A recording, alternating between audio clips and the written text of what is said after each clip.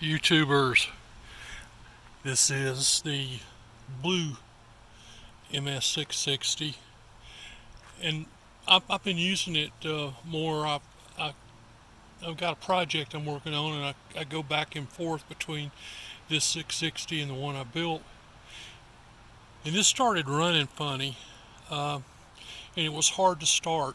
So I suspected that the change in weather, change in temperature, I needed to check the tune on it. So I did, and I couldn't get it to tune. Uh, one of the needles on the carburetor looked kind of wacky, so I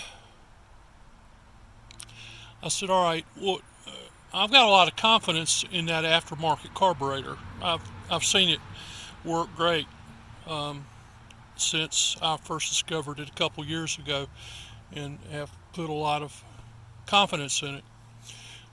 Still rather have an OEM, but this works just as good." Um, so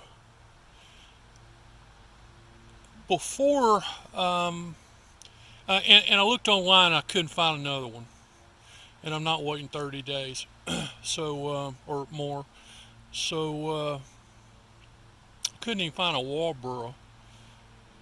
But to go on with it, I decided that I really needed to look at and make sure my pressure and my vacuum was the way it was supposed to be. I did a roll test, and that worked fine. I couldn't tell a difference. And remember, I said it was running funny to start with, but I didn't. Typically when you roll it on the side, you can tell if there's a problem. So today I stripped it down. I put a plate and a sealing rubber in between the plate and the muffler there. I have a bolt in the decomp, and I've got my plug in, and I've got the correct flange on there. And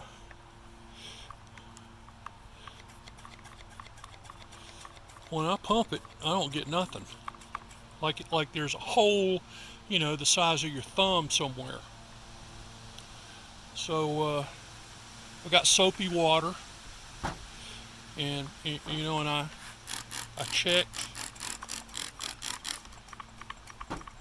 everything, including the back. This this pipe that comes with the steel kit is not flexible. So, since the things I can see, I cannot see, it's not holding pressure, I've got to have a problem with seals. Has to be. Unless there is a hole somewhere in the case. So what I'll do is I'll roll it. I'll spray it and roll it over and see if I can, find a leaking seam or something like that. And if not, then I'm going to need to take the sides off.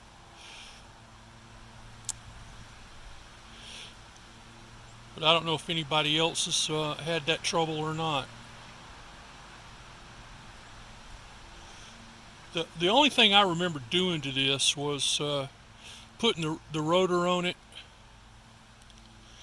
and changing the spark plug to NGK, and I put a steel decomp in it. And that's it.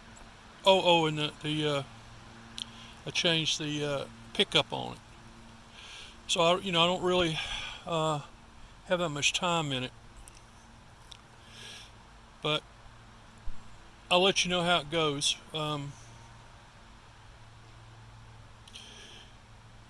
That's a puzzler. That's the first time I've had this happen in my dozen saws or whatever. Just hadn't happened.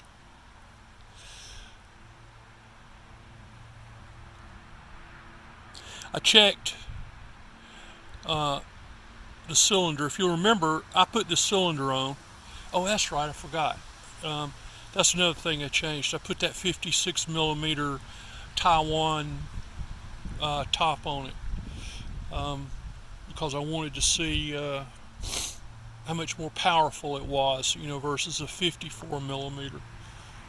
And I wasn't that impressed with it. But when I said I changed out the stuff, I certainly forgot about that. But I checked the screws, and they were all tight. So there's only so many ways that this thing can leak: seals, seams, and threads. And I've checked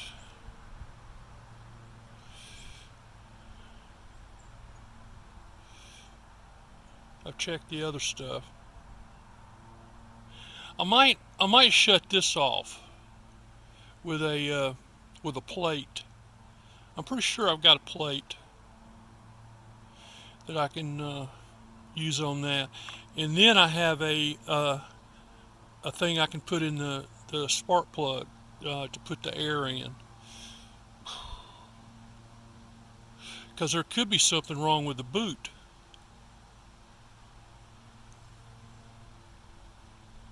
Well, of course that wouldn't tell me that either, putting the plate on. Guess I'm gonna need to depend on soapy water on the boot, but I'll need to check that before I quit. I ordered a carburetor. I should have waited until today, but I wanted to get it in the mail because I wanted to get back to cutting.